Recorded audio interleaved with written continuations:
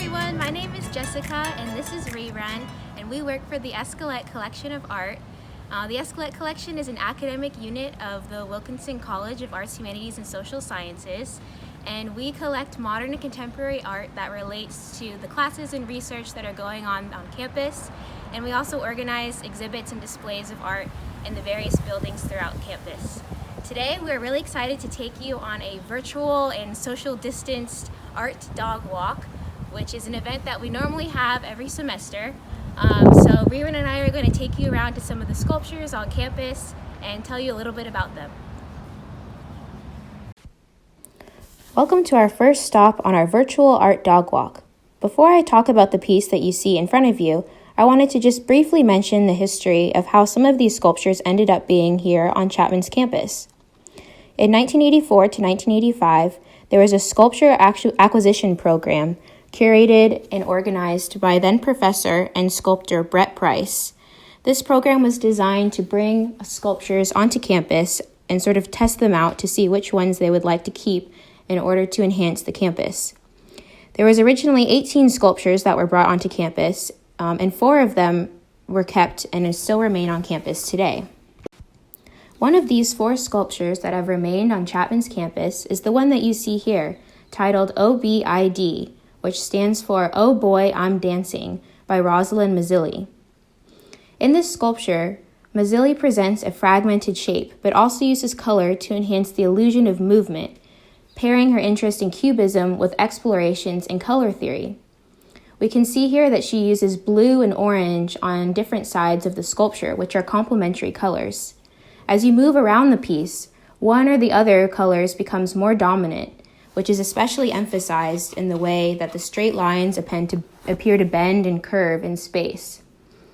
In doing all of this, Mazzilli encourages the viewer to move around the sculpture to see it from all different angles. In the process of doing so, you essentially become like a dancing partner to the sculpture as you move with it throughout space.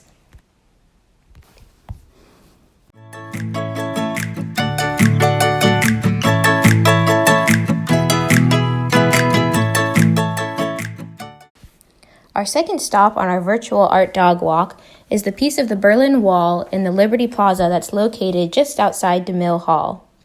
So this is an actual section of the Berlin Wall that was transported overseas to Chapman from Hamburg in 1998. President Doty was the one who negotiated with the Berlin Senate for 2 years to secure this piece of the wall. On the side of the wall that faces away from the Liberty Plaza, you can see that somebody wrote this phrase, U2 slays, referring to the band U2. This side of the wall faced East Berlin when it was in use. Once the wall was brought to Chapman's campus, Professor Emeritus Richard Turner designed the surrounding Liberty Plaza. He intended it to be a tranquil space where one could reflect on this moment in history, as well as the general effects of unity versus separation throughout history.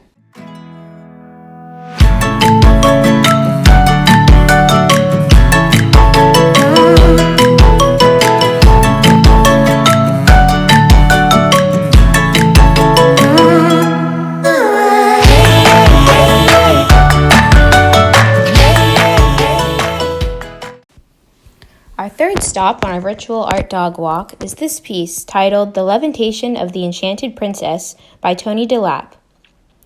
Tony de Lappe was born in Oakland and studied in the Bay Area, but moved to Southern California in 1965. As a young boy, he could see the Golden Gate Bridge being built next to the bay. This seemingly superhuman feat must have seemed like magic to him, and we can see that it probably influenced his future work with large steel sculptures that have a sense of illusion and magic. The idea of illusion was important to many of other de Lappe's works. He loved the idea of magic tricks and ways of fooling the eye. We can see that here in this sculpture, in that the large shapes change significantly depending on how the viewer moves around them, or depending on this perspective that the viewer takes when looking at the sculpture. Depending on the angle that the viewer looks at this piece from, it almost seems as though it defies gravity. I'd also like to point out that the 2 mounds that this sculpture sits on were made intentionally for the piece. These 2 mounds further enhance the viewer's sense of optical illusion and also encourage the viewer to walk around it and see it from different perspectives, high and low.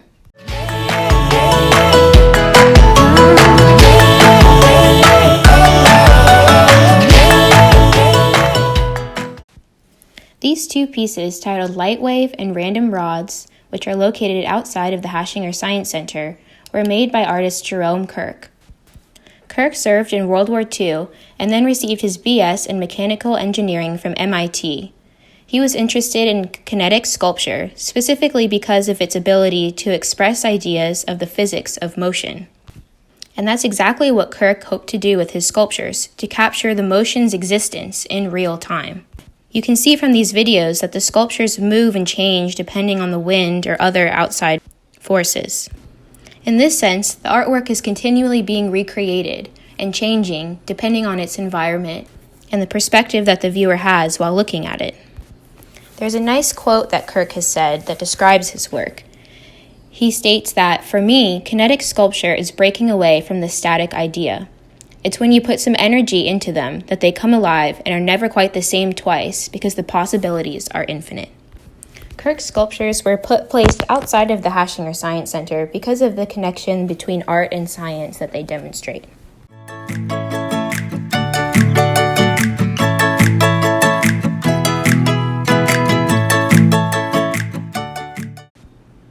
This piece, titled Ancestors 1 by William Wareham, is nestled in between the walkway between Hashinger Science Center and Moulton Hall. Wareham was really interested in using surplus materials to create artwork, specifically those used in the military. Early in his career, he was an artist in residence at the NorCal Solid Waste Systems facility in San Francisco. He was their first artist in residence. Because he uses recycled material, there is a sense of unpredictability to his work, in the sense that we don't know how the salvaged materials will react when they are cut and reshaped to fit the artist's vision. The title of this work, Ancestors, speaks both to the material and the artist's greater concept. The idea that our ancestors, or previous generations, used these same materials for their own purposes in a way that is now unknown to us. So the material itself has its own history, or ancestry, in a way that is communicated still, even though it exists in a new form.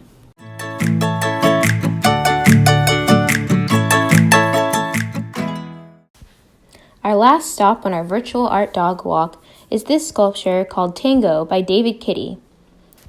This name might sound familiar to you because David Kitty is a professor here at Chapman University.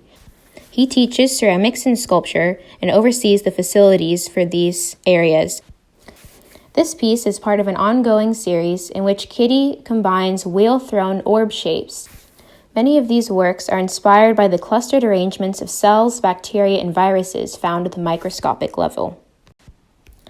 So that's it for this virtual art dog walk. Rerun and I want to thank you for joining us, and we hope that this brightened your day and maybe left you feeling a little bit more connected to campus. Thanks again, and everybody stay safe.